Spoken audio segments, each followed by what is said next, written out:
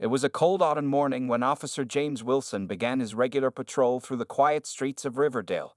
The neighborhood was just waking up as the sun peeked through the clouds. James had been a police officer for 12 years, and he knew these streets like the back of his hand. That morning felt different, though James couldn't explain why. He drove slowly past the row of small shops, nodding at the bakery owner who was opening up for the day.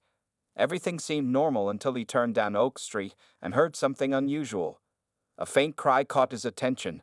At first, James thought it might be a cat. He stopped his patrol car and rolled down the window to listen more carefully. The sound came again, weak, but definitely not a cat. It sounded like a baby. James got out of his car and followed the sound to a narrow alley between two buildings. The crying grew louder as he walked deeper into the alley, past overflowing trash cans and discarded boxes. "Hello," he called out, but no one answered. Just the soft cries continued. His heart beat faster as he approached a large green dumpster where the sound seemed to be coming from. With a deep breath, James pushed aside some garbage bags and looked inside. What he saw made him freeze. There, wrapped in a dirty blanket, was a tiny baby. The infant's dark skin was turning slightly blue from the cold, and its cries were getting weaker by the minute. "Oh my God," James whispered. Without hesitation, he reached in and gently lifted the baby out. It was a little boy, probably no more than a few days old. The baby's eyes were shut tight as he cried, his tiny hands balled into fists. James quickly took off his jacket and wrapped it around the child. "It's okay, buddy. I got you now," he said softly, tucking the baby close to his chest for warmth. He radioed for an ambulance, his voice shaking as he reported finding an abandoned newborn. While waiting, James sat in his patrol car with the heater on full blast, rocking the baby gently. Who would do this to you? He wondered aloud, looking down at the innocent face. The baby had stopped crying and was now looking up at James with dark, curious eyes. The ambulance arrived within minutes. The paramedics took the baby, checking his vitals and placing him on a small stretcher. "He's dehydrated and cold, but he seems stable," one paramedic told James. "You found him just in time, officer." James nodded, unable to take his eyes off the child. "I'll follow you to the hospital," he said. He wasn't sure why, but he felt responsible for this tiny life he had found. At Riverdale General Hospital, doctors and nurses rushed to care for the baby. James stood outside the treatment room, watching through the window. A strange feeling settled over him, a mix of anger at whoever had abandoned this child and a powerful urge to protect him. "Officer Wilson." A social worker approached him with a clipboard. "I need some details about where you found the baby." James answered her questions mechanically, but his mind was elsewhere. As the social worker turned to leave, he asked, "What will happen to him now?" "He'll stay here until he's strong enough, then go into emergency foster care while we search for his parents," she explained. "If they can't be found or are deemed unfit, he'll eventually be placed for adoption." James nodded slowly. He walked to the window again and watched as a nurse fed the baby a bottle. Something about this child's survival against all odds touched him deeply.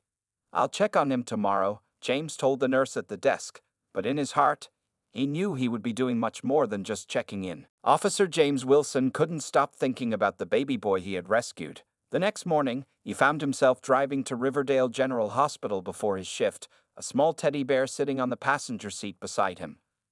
At the hospital, James walked to the nursery section and asked the nurse at the desk about the abandoned baby. "He's doing much better today," the nurse told him with a smile. "The doctor says he's a fighter. Would you like to see him?" James nodded, surprised by how much he wanted to see the child again. The nurse led him to a small room where the baby lay in a special warming crib. Tubes and wires connected him to machines that beeped softly. "Can I?" James hesitated, then asked, "Can I hold him?" The nurse helped James sit in a rocking chair and placed the tiny baby in his arms. The child looked even smaller than James remembered. His dark skin was a warm brown now that he was getting proper care, and his eyes opened slightly as James held him. "Has anyone named him yet?" James asked, gently rocking back and forth. "Not officially. The nurses have been calling him Lucky because he was so lucky you found him when you did." James looked down at the baby, who had wrapped his tiny hand around James's finger. "Lucky," he repeated softly. "You deserve a real name, don't you, little guy?" For the next week, James visited the hospital every day. He would sit with the baby, sometimes talking to him about his day, sometimes just rocking in silence. The hospital staff began to recognize him, smiling when he arrived with small gifts, a soft blanket, tiny socks, a colorful mobile. During one visit, James met Sarah Johnson, a social worker assigned to the baby's case. "It's amazing how attached you become to him," Sarah observed as she watched James feed the baby a bottle. "I can't explain it," James admitted. "From the moment I found him, I just felt connected, like I was meant to find him." Sarah nodded thoughtfully. "We haven't been able to locate his parents. We put out notices, but no one has come forward." James looked up, an idea forming in his mind. "What happens next?" "He'll go into the foster care system while we continue searching," Sarah explained. "If no family members come forward after a certain period, he'll be eligible for adoption."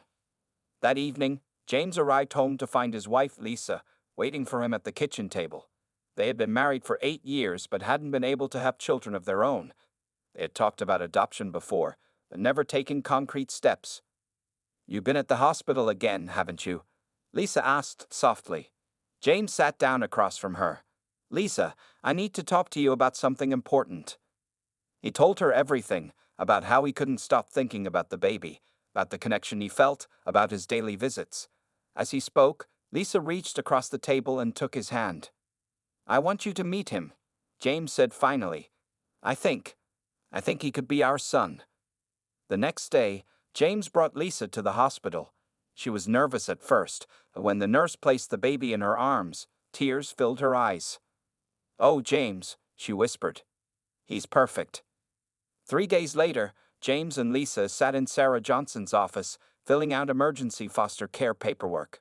The process would be long and complicated, but Sarah promised to help them every step of the way. "He needs a real name," Lisa said as they signed the initial documents. "Not just Lucky." James thought for a moment. "How about David? It means beloved." Lisa smiled. "David Wilson. I think it's perfect." As they left the social services office, James felt both excited and terrified. Their lives were about to change completely. But watching Lisa talk softly to the baby in her arms, he knew they were making the right choice. Little did James know that this was just the beginning of a journey that would bring great joy, and years later, heartbreaking news that would change everything. 6 months had passed since Officer James Wilson found baby David in that cold dumpster. The Wilson home was now filled with baby toys, colorful blankets, and the sweet sounds of David's laughter. The fostering process had not been easy. James and Lisa had to attend many meetings, complete stacks of paperwork, and open their home to regular visits from social workers. Because David was a black child and the Wilsons were white, they'd also had to take special cultural awareness classes. "We want to make sure we honored his heritage," Lisa had explained to her mother one afternoon as they watched David playing on a colorful mat. "It's important that he grows up knowing where he comes from." James nodded in agreement. "We've been learning so much. We've even connected with a local black community center that has programs for families like ours." David was growing quickly. His bright eyes followed people around the room, and his smile could light up even the darkest day. He had become the center of the Wilsons' world. One Tuesday morning, Sarah Johnson, their social worker, came for her monthly visit. She watched as James played peekaboo with David, the baby's giggles filling the living room. "I have some news," Sarah said as Lisa brought in coffee. "The search for David's biological parents has officially ended. No one has come forward, and we've exhausted all leads." James and Lisa exchanged looks. They had been waiting for this news with mixed emotions. Sadness for David that his birth family couldn't be found, but also hope for their own future with him. "What happens now?" James asked, lifting David onto his lap. "You can begin the formal adoption process," Sarah explained. "Given the circumstances and how well David is doing with you, I don't foresee any problems. But it will take time, probably another 6 months at least." That night, after putting David to bed, James and Lisa sat on their back porch talking about the future. "Once the adoption is final, he'll be ours forever," Lisa said, her voice filled with emotion. "No one can take him away." James nodded, but a small worry lingered in his mind. "I keep thinking about his birth mother. Why would someone leave their baby in a dumpster? Was she in trouble? Was she too young? Was she scared?" Lisa squeezed his hand. We may never know, but what we do know is that David will grow up loved and safe. And someday, when he's old enough, we'll tell them his story, the whole truth. Even the dumpster part? James asked. Even that, Lisa replied. Because that's where his story with us began, where you saved his life. 2 weeks later, James was working the night shift when a call came in about a disturbance at an apartment complex across town. When he arrived, he found a young woman sitting on the curb crying. She couldn't have been more than 20 years old. "Ma'am, are you okay?" James asked, kneeling beside her. Between sobs, she explained that she had nowhere to go. Her boyfriend had kicked her out, and she was 8 months pregnant. James felt a chill run down his spine. This could have been David's mother, young, alone, desperate. He helped the woman into his patrol car and made some calls. By the end of his shift, he had connected her with a women's shelter that specialized in helping pregnant women in crisis. "If you need anything at all, call this number," he told her, handing her his card. "There are people who want to help." Driving home that morning, James thought about how different David's life could have been, how different it was now because of one moment, one choice, one twist of fate that had brought them together. At home, he found Lisa feeding David breakfast, the baby's face covered in applesauce as he banged his spoon happily on his high chair. "Everything okay?" Lisa asked, noticing James's thoughtful expression. James smiled, the weight of his night shift lifting as he watched his son. "Everything is perfect," he said, and he meant it. 5 years had passed since David officially became a Wilson. Now a lively 6-year-old with bright eyes and an even brighter smile, he filled the house with endless energy and questions about everything. "Daddy, why is the sky blue?" David asked one Saturday morning as James pushed him on the swing in their backyard. "Well, buddy, it's because of the way sunlight hits tiny particles in the air," James explained, giving him another push. "Light is made of different colors, and the blue part scatters more." David seemed to consider this seriously before breaking into giggles as he swung higher. "Push me higher, Daddy. I want to touch the blue." James laughed, his heart full. Moments like these made him forget the difficult journey they had traveled to become a family. The adoption had finally been completed when David was 18 months old, after a year of court visits, interviews, and anxious waiting. At school, David was thriving. His kindergarten teacher, Ms. Powell, had told them at the last parent-teacher meeting that he was reading at a second-grade level and showed natural talent for mathematics. "He's a very special boy," Ms. Powell had said, "but sometimes he gets quiet when the other children talk about their families." This had worried James and Lisa. They had always been open with David about being adopted, explaining it in simple terms. "You grew in another mommy's tummy, but you grew in our hearts." But they hadn't yet told him the full story of how he was found. One evening after dinner, David was coloring at the kitchen table while Lisa washed dishes and James dried them. "Tommy said I don't look like you," David said suddenly, not looking up from his drawing. "He said I can't be your real son because my skin is brown and yours is pink." James and Lisa exchanged glances. They had prepared for this moment, but it still caught them off guard. James sat down beside David. "Can I see what you're drawing?" David pushed his paper toward James. It showed 3 stick figures holding hands. A tall one with black hair like James, a medium one with yellow hair like Lisa, and a small brown figure in the middle. "That's our family," David said. "It's beautiful," James said. "And you know what? Tommy is right about one thing. You don't look like us on the outside, but families aren't just about looking the same." Lisa joined them at the table. "Remember how we told you that you're adopted? That means we chose each other, and that makes our family special." David nodded slowly. "But why didn't my first mommy want me?" The question hit James like a punch to the chest. He and Lisa had discussed how they would handle this moment, but now that it was here, the words stuck in his throat. Lisa spoke gently. "We don't know exactly why your birth mother couldn't take care of you, David. Sometimes grown-ups have very big problems that make it hard for them to be parents. What we do know," James added, finding his voice, "is that you were meant to be our son. The day I found you was the luckiest day of my life." David's eyes widened. "Found me? Like in hide and seek?" James took a deep breath. "Kind of. When you were a tiny baby, just a few days old, I was working as a police officer and I heard a sound. It was you crying. You needed help, and I found you." "Were you lost?" David asked. In a way, James said carefully, you were alone, and you needed a family, and we needed you. David seemed to accept this explanation for now. He picked up his crayon again and added a sun to his picture. I'm glad you found me, Daddy, he said simply. That night, after tucking David into bed, James stood in the doorway watching his son sleep. Lisa wrapped her arms around his waist and rested her head on his shoulder. We'll tell him more when he's ready, she whispered.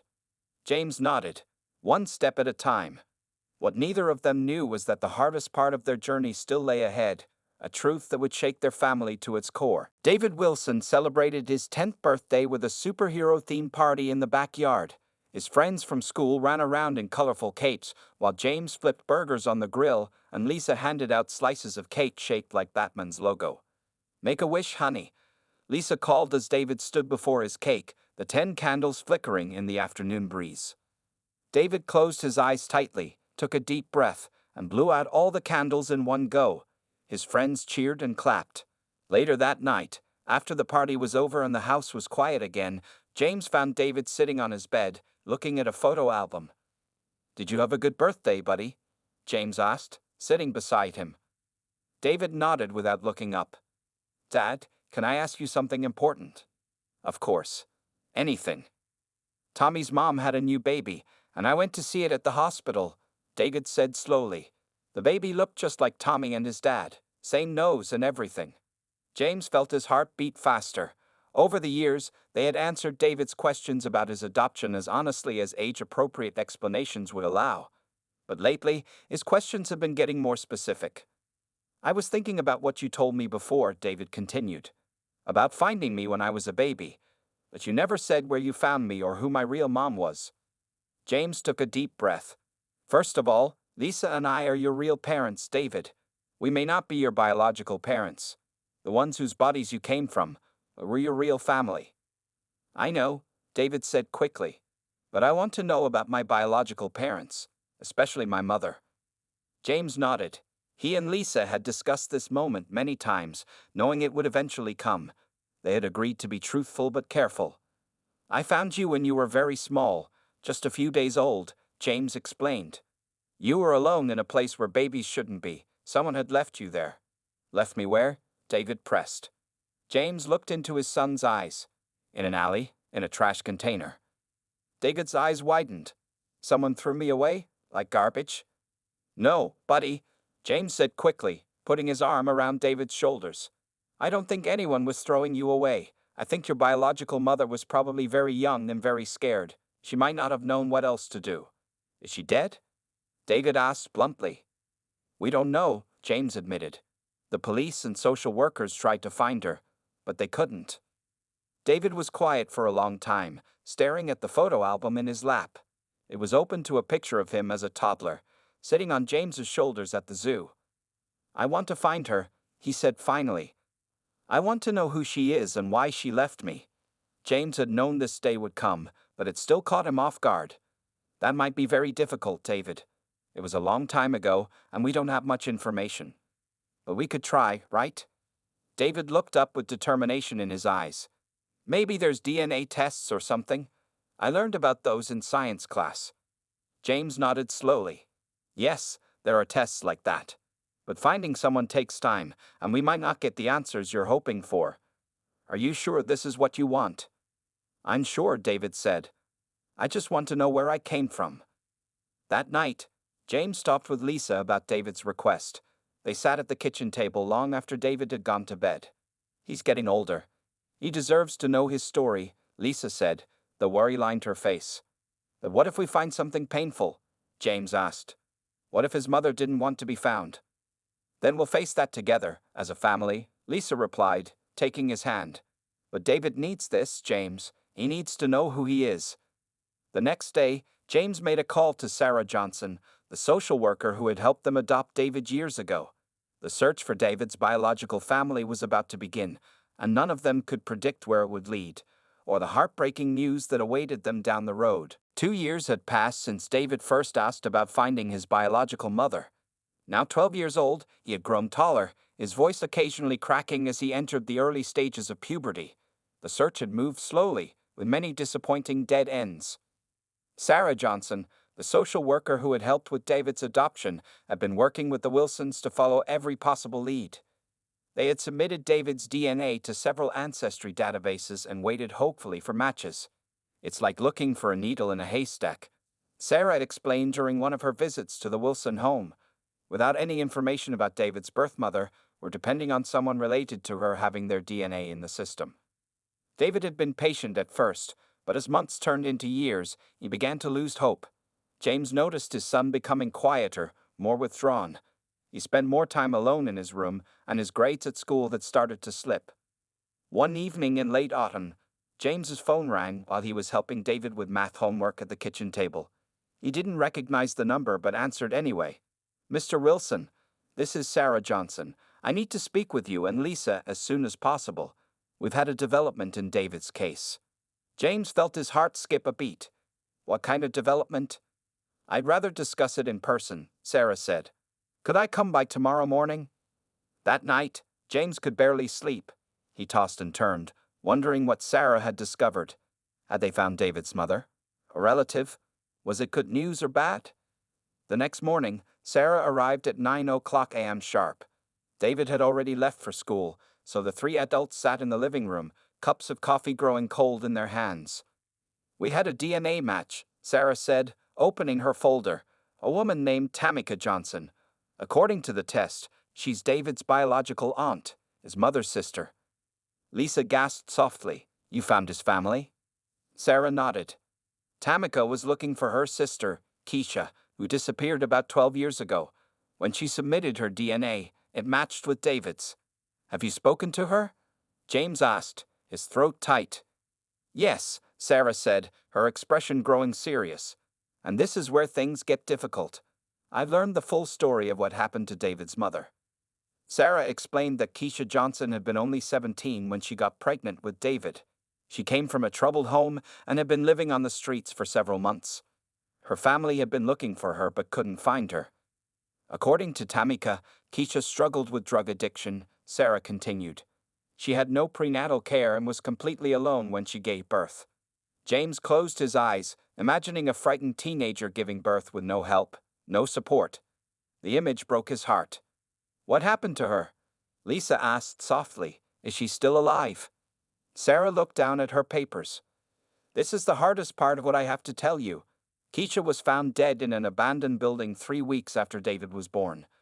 The medical examiner determined she died of a drug overdose." The room fell silent. James felt as if all the air had been sucked out of his lungs. This was what they had feared most, that David would learn his mother had died without ever having the chance to meet her. "Does Tamika want to meet David?" Lisa asked finally, her voice barely above a whisper. "Yes," Sarah said. "She and her family have been searching for Keisha and any child she might have had for years. They never gave up hope." James stood up and walked to the window, looking out at the yard where David had played as a small child. "How do we tell him? How do we tell our son that his birth mother died alone, that she never had a chance to change her mind about leaving him?" "We tell him the truth," Lisa said firmly. "But we also make sure he knows that Keisha must have loved him in her own way. She put him where he could be found. She gave him his best chance." Sarah nodded in agreement. "And now he has more family who want to know him, people who share his blood and his history." James turned back to face them, tears in his eyes. "When should we tell him?" "Soon," Sarah said. "Tamika is eager to meet him. She has photos of Keisha she wants to share with him." As Sarah prepared to leave, she handed James a sealed envelope. "Tamika asked me to give this to David. It contains a letter and a picture of his mother." James took the envelope with trembling hands, knowing that the contents would forever change his son's life and their family. That evening, James and Lisa sat David down in the living room. The envelope from Tamika lay on the coffee table between them. David looked at it with curious eyes, not yet understanding how much his world was about to change. "David, remember how we've been searching for information about your birth family?" Lisa began gently.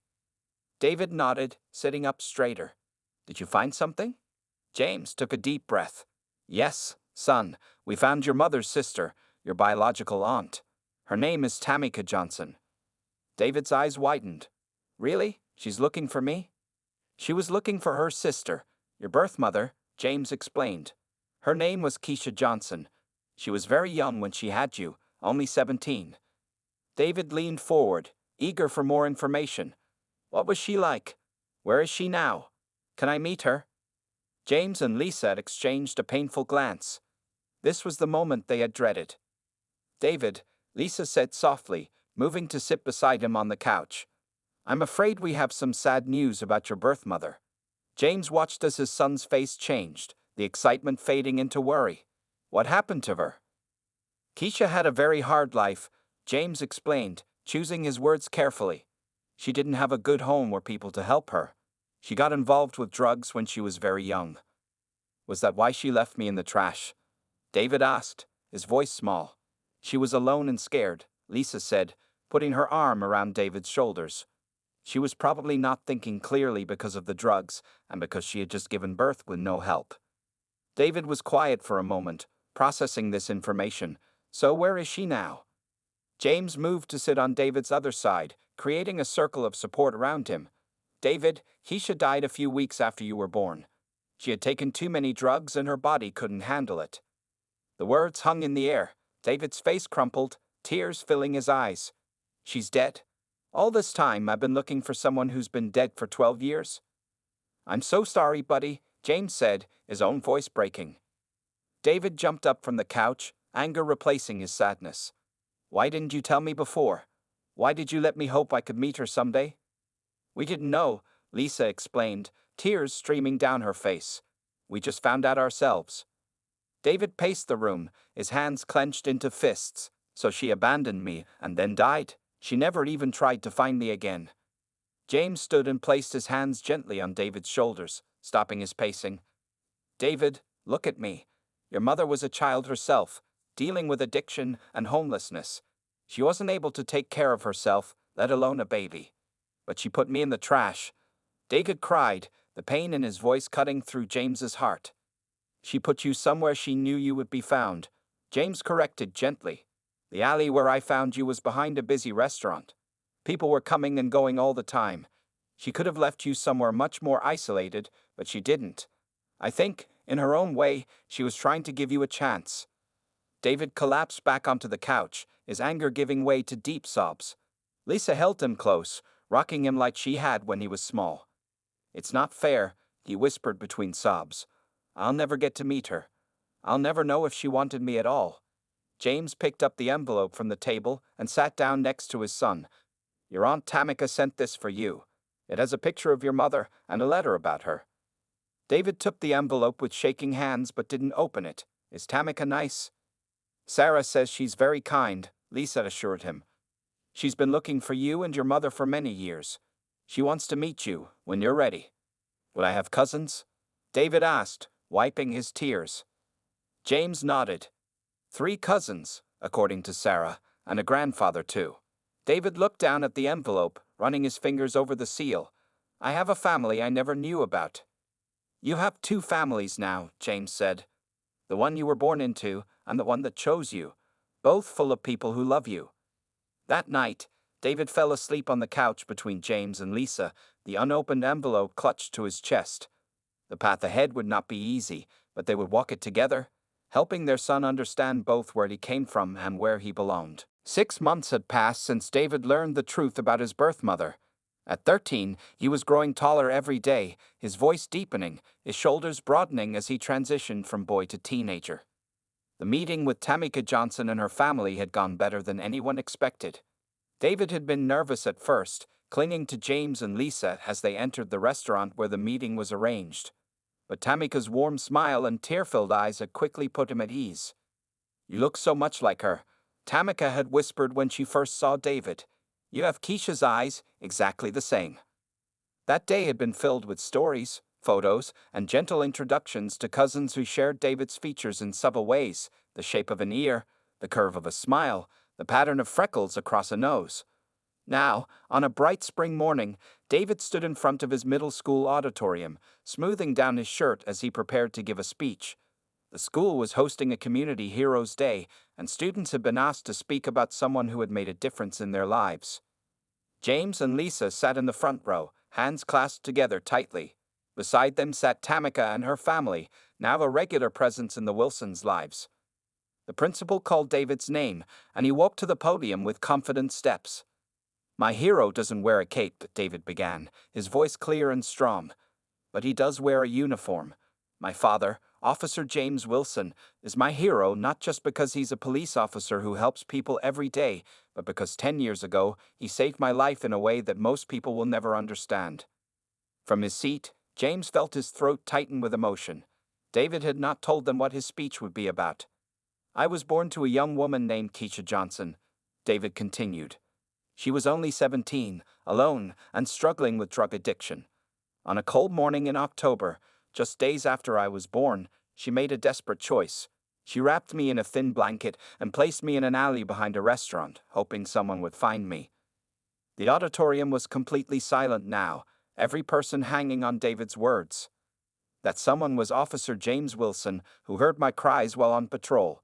He didn't just call for help, he stayed with me, kept me warm, and made sure I was safe. And then he did something even more extraordinary. He and his wife Lisa opened their home and their hearts to me. They became my parents. David paused, taking a deep breath before continuing. 6 months ago, I learned that my birth mother died shortly after leaving me in that alley. I was angry at first, angry that she left me, angry that she died before I could meet her, angry that drugs took her away. But my dad helped me understand something important. My mother made the best choice she could in that moment. She gave me a chance at life. James felt Lisa's hand tighten around his own. Beside them, Tamika wiped tears from her eyes. "My father taught me that heroes don't always make dramatic rescues or fight villains. Sometimes being a hero means making hard choices with compassion. My birth mother was a hero too, in her own way. Despite her struggles, she placed me where I could be found. And my father was the one who found me." David looked directly at James now, his eyes shining. "Dad, you didn't just save me once when you found me in that alley. You saved me every day by being my father, by teaching me what it means to be a good man, and by helping me understand my story. All of it, even the hard parts. You showed me that family isn't just about blood. It's about love and choices and sticking together through difficult times." As David finished his speech, the auditorium erupted in applause. James stood up, tears streaming down his face, his heart so full it felt like it might burst. When David returned to his seat, James pulled him into a tight hug. "I'm so proud of you," he whispered. "I'm proud of us," David replied. "Our whole family." That evening, they celebrated with both sides of David's family, the Wilsons and the Johnsons, together around one table. As James looked around at these people connected by one boy, he thought about the long, sometimes painful journey that had brought them all together. What had begun as a tragedy, a baby abandoned, a young mother lost, had transformed into something beautiful, a family circle, now complete.